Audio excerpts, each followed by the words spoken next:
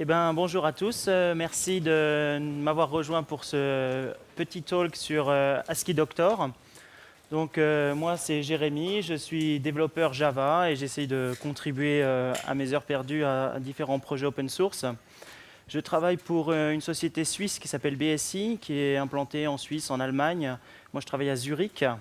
Et ça, c'est le logiciel qu'on vend, un CRM, une application de gestion single page application assez ennuyeuse, mais voilà.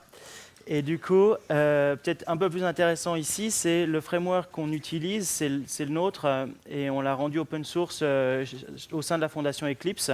Donc ça peut peut-être un peu plus intéresser l'audience. Mais ici, on est là pour parler d'ASCII Doctor. Et ce qui est intéressant, c'est que pour les deux projets, aussi bien le logiciel commercial que pour le projet open source, on a choisi d'utiliser ASCII Doctor pour notre documentation. Alors, un tout petit exemple pour ceux qui ne sauraient pas du tout de quoi on parle. Un fichier ASCII doc, ça ressemble à ça. Si vous avez déjà fait du Markdown ou si vous avez déjà édité une page Wikipédia à l'époque où ils n'avaient pas d'éditeur riche, ça ressemble à ça. Et en final, un fichier texte dans lequel on va ajouter un petit peu de syntaxe. Donc, typiquement, on va pouvoir définir des titres. On va pouvoir définir des listes de différentes sortes. On va pouvoir formater en gras, en italique et ainsi de suite. On va pouvoir créer des liens. Ici en bas, un exemple de lien externe, puis il y a aussi des liens internes.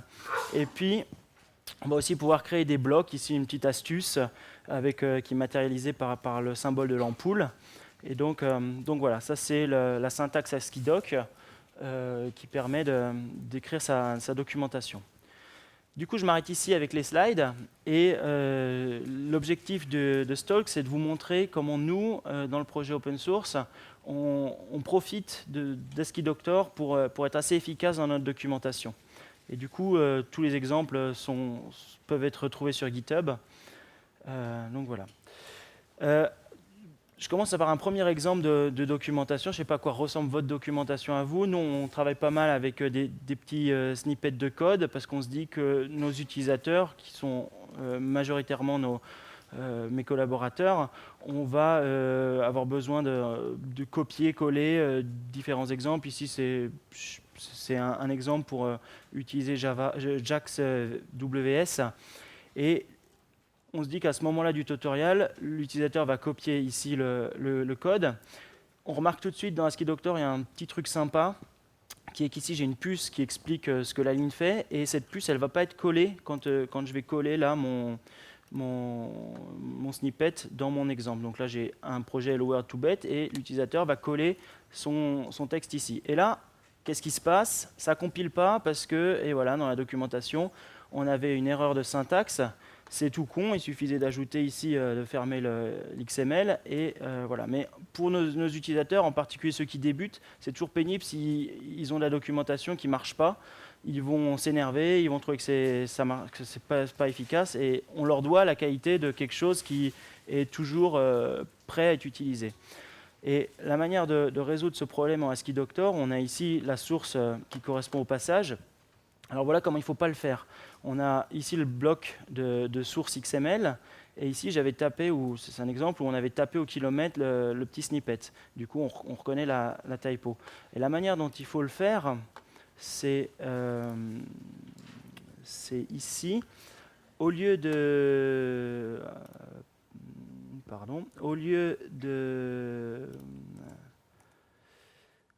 venir inclure le code de snippet, on va avoir le même bloc ici, mais on va utiliser la fonction d'include d'ASCII Doctor.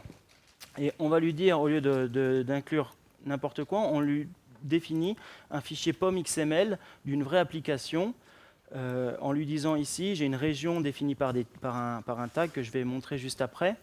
Et du coup, il va me sélectionner dans ce fichier POM qui est là, il va me sélectionner le passage qui est défini par le marqueur que j'ai défini dans ma doc. Et du coup, cette petite application de démo, elle compile, j'ai mon serveur d'intégration continue qui fait son travail, et je suis sûr que quand les utilisateurs vont copier-coller le petit snippet de code qui va bien, ils vont se retrouver avec quelque chose qui marche, puisque c'est garanti par mon serveur d'intégration continue. Un autre exemple, toujours dans la même veine, donc nous on a un framework Java, donc on se retrouve avec des lignes de code pour expliquer, voilà, pour lire la valeur, il faut utiliser ça. Et là pareil, même principe, au lieu de venir chercher, de taper mon code Java directement dans ma doc, même principe, je viens chercher du coup un vrai fichier Java qui est ici. Pareil, toujours avec le même petite astuce de définir des tags. Et quand j'ouvre cette classe, ici, en fait, c'est même un fichier de test unitaire JUnit tout simple. Et ça me donne pas mal de garanties puisque je suis sûr que mon code compile et par le test unitaire, je suis sûr que ce que j'ai raconté dans ma doc est toujours vrai. C'est-à-dire que si quelque chose change dans notre framework, certainement que ce test passera plus et je saurai qu'il faut que j'aille mettre à jour la partie correspondante dans ma documentation. Dernier exemple, du coup, nous, on génère différentes documentations. Ici, c'est un petit Hello World en PDF. On a la même chose en HTML. Alors ça, c'est vraiment les rendus de base ASCII Doctor. Pour l'instant, on n'a rien travaillé de spécifique. Et on remarque qu'il y a quand même une certaine qualité des documents rendus. Et puis, comme on est un projet Eclipse, on fait aussi du Eclipse Tooling. Et les gens dans Eclipse, on ne sait pas trop pourquoi, mais ils aiment bien cette Eclipse Help. On avait pas mal de retours qu'il faut qu'on la fasse absolument. Donc on a republié notre contenu. À nouveau, là, on retrouve le Hello World, on le reconnaît. Voilà. Du coup, ça fait différents documents un peu similaires. Et en tant que développeur, on n'aime pas se répéter.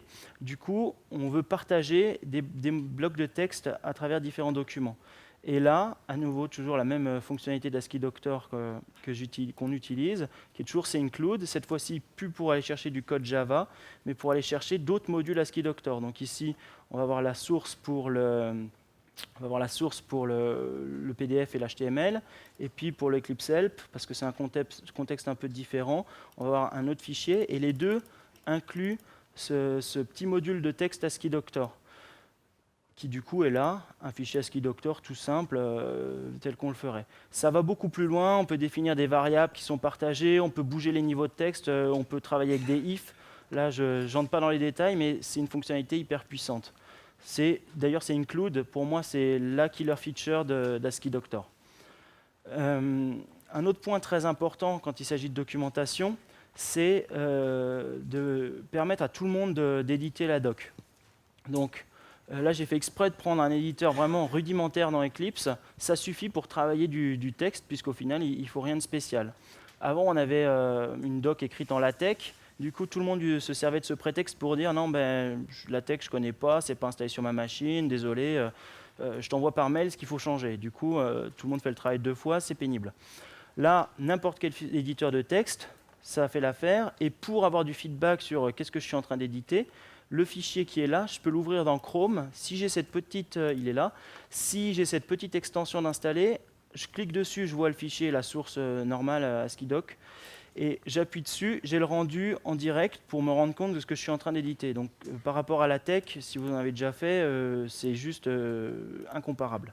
Et ça marche bien. Ici, j'édite mon truc dans mon éditeur de texte. Je reviens, enfin si j'ai un grand écran, c'est même partagé. Il y a le live reload dans Chrome s'il est configuré. Et du coup, on voit vraiment en temps réel les modifs sur la doc. Un autre point, du coup, important quand on génère de la doc, il va falloir à un moment quand même builder cette doc. Puisque bon, c'est bien gentil d'éditer les petits modules, mais à un moment, on veut quand même générer les PDF que j'ai montrés, les pages web que j'ai montrées tout à l'heure. Et là, ASCII Doctor, bon avantage, c'est écrit en Ruby, il y a une version JavaScript. Du coup, dans la machine Java, ça fonctionne avec JRuby plutôt bien. Et ça s'intègre avec pratiquement tous les systèmes de build modernes, du moins dans ces 3 technologies. Nous, on avait déjà un build Maven. Moi, ce que je recommande, c'est ne recréez pas autre chose. Utilisez ce que vous avez. Si vous faites du Groovy, du Gradle, utilisez Gradle. Si vous faites, je ne sais pas, en Ruby, je ne sais même pas ce qu'il faut faire, je ne connais pas. Gardez votre système de build. Tout est déjà prêt sur le serveur d'intégration continue et tout va fonctionner. Là, on reconnaît un POM tout simple et il n'y a rien à installer sur le Jenkins puisque dans le cas de Maven, tout va venir par les dépendances Maven.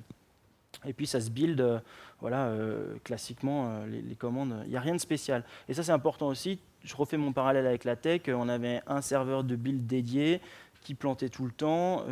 C'est juste beaucoup plus simple d'utiliser les outils qu'on a déjà dans son projet. Voilà, donc ça c'est pour le build. Et enfin, la dernière feature qui est quand même assez importante, c'est d'obtenir du feedback, puisque les gens qui vont être en train de lire votre doc, c'est ceux qui sont le plus à même de vous faire un retour. Du coup, nous, on a publié notre doc sur GitHub, comme je le disais, c'est à la fois pour la partager, mais c'est aussi parce que ça va permettre aux utilisateurs de venir éditer une page directement dans l'éditeur GitHub. Alors, je ne savais pas si j'aurais du Wi-Fi, du coup, j'ai une vidéo là qui tourne. Juste que je la lance, voilà. Donc, on va avoir un rendu aussi sur GitHub dans la vue normale. On va pouvoir cliquer sur Edit. Et là, on a un éditeur de texte qui est assez riche, puisqu'il nous fait de la coloration syntaxique. Il nous fait... c'est l'éditeur GitHub qui marche quand même plutôt bien. On va pouvoir modifier, retirer du contenu, l'ajouter. Et un point important, c'est qu'on va pouvoir avoir l'onglet Preview, juste au-dessus, qui va permettre de visualiser les changements qu'on est en train de faire. Et là, de mon point de vue, on se retrouve avec une expérience utilisateur qui est assez proche d'un wiki. Nous, chez Eclipse, on a une instance de MediaWiki qui est installée.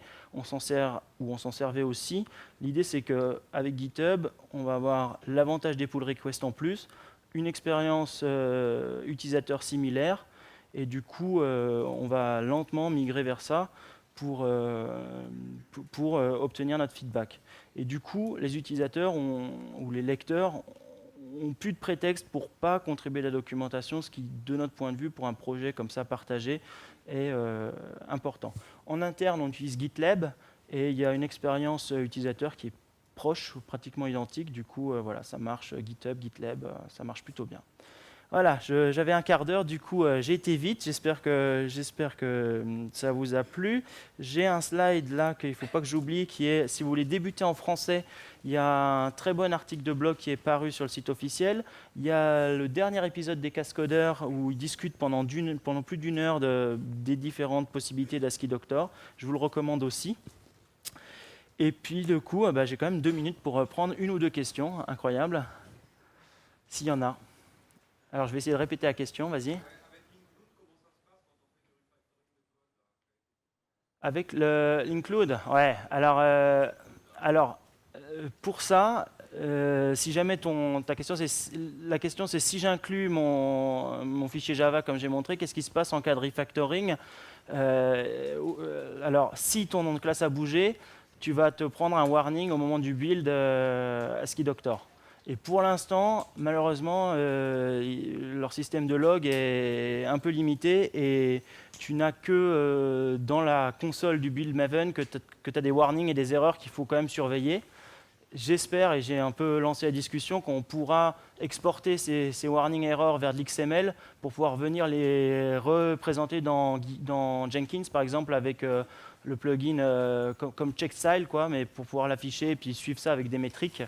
Pour l'instant, il faut le faire à la main. Moi, je regarde toutes les semaines un peu s'il y a des erreurs, s'il y a des warnings, et je corrige ou je vais voir les gens en leur disant « Attention, là, tu as bougé des choses.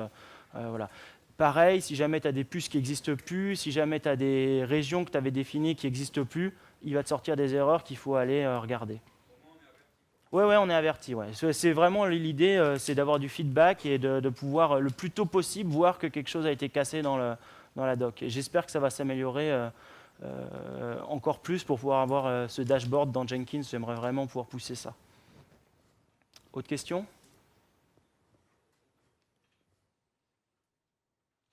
Eh bien, du coup, on s'arrête là. Merci.